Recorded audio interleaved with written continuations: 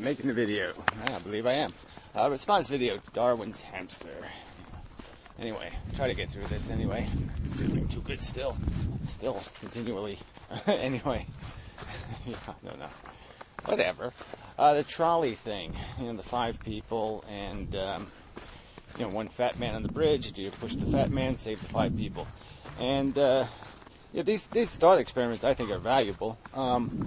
But yeah, there's no point if there's no parameters, no presumptions to give some indication of what's being valued. Because if you just, the end game is that as an objectivist, as somebody who believes there is a right answer to the problem is you can't detect the right answer, but you can't know enough about the individuals involved to know what the implications of their death would be. So all you can do is do something presumptively, like let's presume this and presume that and presume. And so, without that qualification, doesn't mean much. And so, you brought up the 5 people thing, like why is it 5 people? And that's sort of the giveaway, right? Is if you made it 1 million people, then it's really easy. I mean, it's almost hard to imagine any scenario besides the antinatalist scenario where you wouldn't push the fat guy to save 1 million people from an impending harm. And that's another part of it, though, is what's the harm? If it's an instantaneous, quick death, well, that changes the scenario.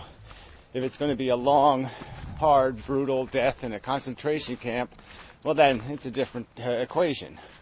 So it depends on what you're valuing and what the implications are to the future because of what you do. I mean, obviously it's the future implications where all the weight is, right? I mean, the implications of inventing the nuclear bomb weren't the day they invented. No, the implications are, well, this weapon might be used to destroy human civilization. That's the risk of it. So you go back through history and find everything that was invented, weigh the price paid for it, and you could realize that some things may have seemed like a good idea at the time, but they were a bad idea in the long term. And this equation could work out that way. The one could, in certain circumstances, be worth more than the many in terms of their capacity to do something productive or beneficial. But you have to go based on the law of averages, let's say. So we know the roll of the dice is if you're going to have an equation, you want the odds to be in your favor, so to speak. May the odds always be in your favor, quoting the dumb movie. That's all we are capable of doing. It's recognizing that if there is a risk equation, you try to balance the risks, and there's a point where you say, this is where you pull the trigger. And so that's sort of the 5-person thing, is 5 people gives you a place to pull the trigger. If it was 1 for 1, 1 person for 1 person, it's a harder decision. I mean, it's not a harder decision, it's an easier decision, because no decision becomes a more reasonable decision. Avoiding the decision becomes easier. But then you could just make it a small child or some other thing, and you just change the value. But that's the point of it, I think, is the 5 is just making it enough value to create just enough pressure to say, maybe something needs to be done. Maybe you can't just sit back and hope the fat man falls. You're just not allowed the luxury of letting nature do its thing. You have to interfere. There's a point where you're obligated to recognize that, oops, it is a rape taking place. Oops, I have to do something.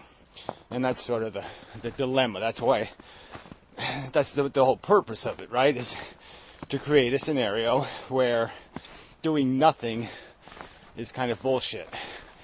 Where you have to at least think about it. At least consider what the implications are of doing nothing. But to answer the question, that's the tricky part, right? I guess from an anti-natalist point of view, they're going to get run over quickly. Yeah, don't push them over. Like I said, if there's suffering involved, like they're just going to get smashed up and pushed into the side of the road and suffer horribly, well, then you got to push them over. Because, one person suffering versus 5, it's just kind of an overt equation, and you can't presume the 5 to be any more productive, because, people are just as likely to be assholes as they are brilliant. So if you killed the 5, there's just as likely to be for every artist, there's an ogre kind of balance built in. And it might be even worse than that, actually. You might have the presumption that, if they're on the tracks in the first place, why are they on the tracks? Were they defective human beings in some way in the first place? Are they just 5 homeless jerks? Not that they're jerks, but you know what I mean. Involuntarily broken. So you're stuck again with the same basic dilemma of you have to assume certain things about the quality of the people in the equation. And people are going to have a different answer if they presume a different thing regarding what the potential for the people who are involved is. So without that qualification, it's kind of pointless. How you doing? Hey, pup. Happy New Year. Same to you.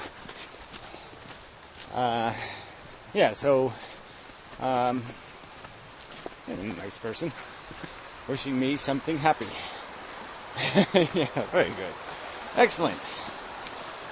It'd be easy if we had like a thought experiment. Should you wish the person in the woods a Happy New Year? Yeah, is that the right thing to do? I guess a lot of people would find that a moral dilemma. Yeah. Oh, that's too complicated. They might want to be my friend. They might ask me for $10. Kinds of horrible scenarios there. So the answer is out there. There is a truth. The truth is out there. Like this whole game, gets played out.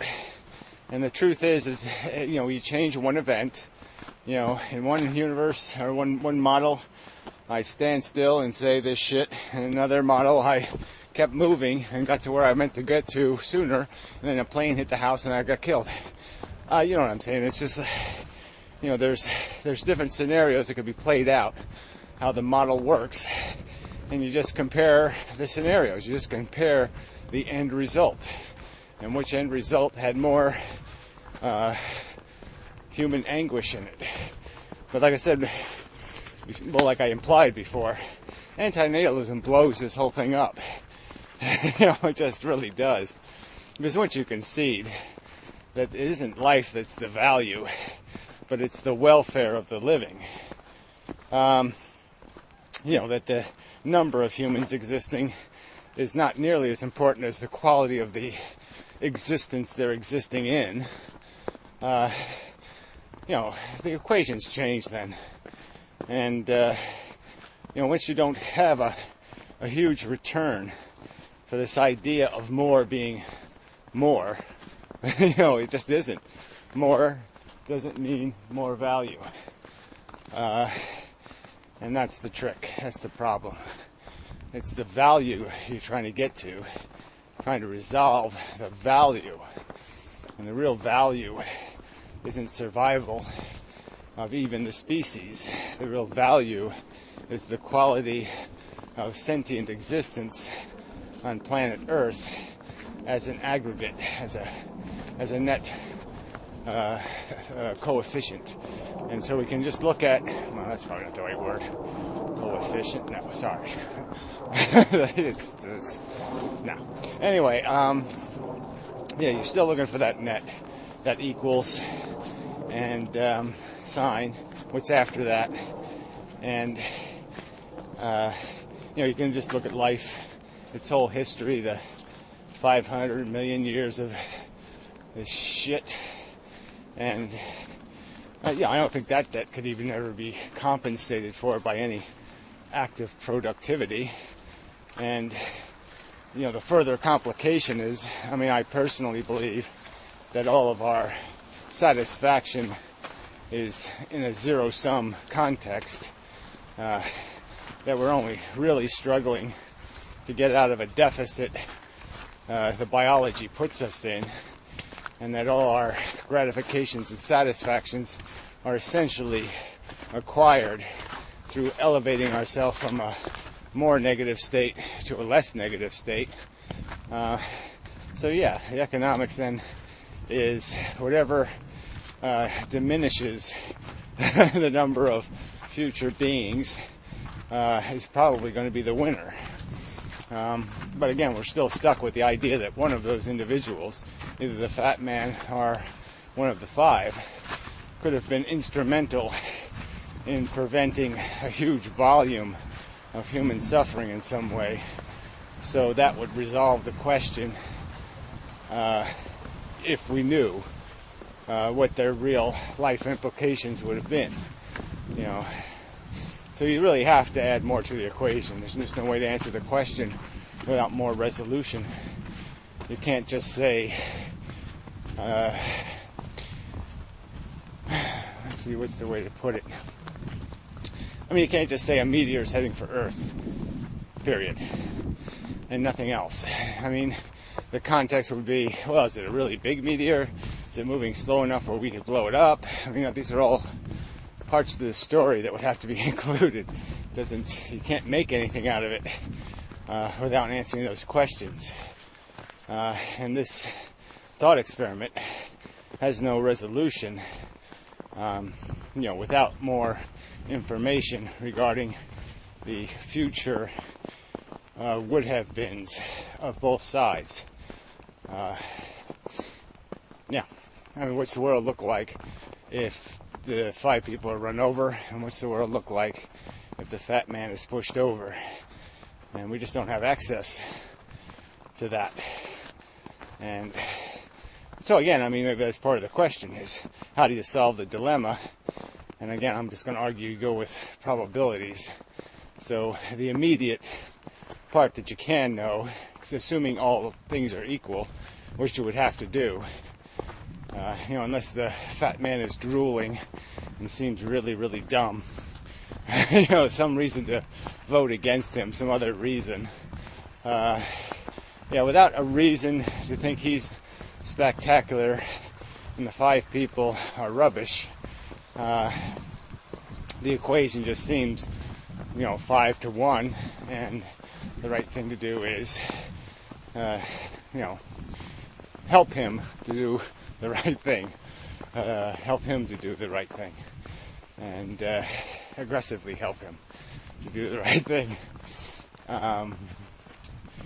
Because in the end, you're going to be right. You might have trespassed against the social contract by interfering. You might have trespassed against some other theological mumbo-jumbo. But the simple truth is, in the end, you have a higher probability that what you did was right. And we kind of have to gamble on those probabilities. But like I said, this thought experiment does make it a little bit icky. Just because it is this, 5 is a 5, it's more than 2, but it's not 5,000. So it doesn't make it clear enough and decisive enough. So it's almost like a 50-50 dice. But, any dice in your hands, you got to roll for the right number. They're going to get rolled anyway. I suppose there's no reason to never use your judgment. If your judgment says it's the right thing to do, and your judgment is understands probabilities. As long as your judgment is capable of assessing probabilistic outcomes semi-accurately, I guess you have to go with it. That would be your obligation. I mean, there's no point in having a brain if you're not going to use it. And the times when you really need to use it are the times when it is marginal. It's really easy when it's easy, you know. So, yeah, I mean, when you really need the intervention, sometimes is on the hard choices. That's where we really need that extra 0.02% efficiency. And maybe that's all we can bring to that equation. Maybe an outsider deciding all he can do is change an outcome by 0.2% over time by probability. You know, if it's just run over and over and over again with different outcomes and different decisions being made.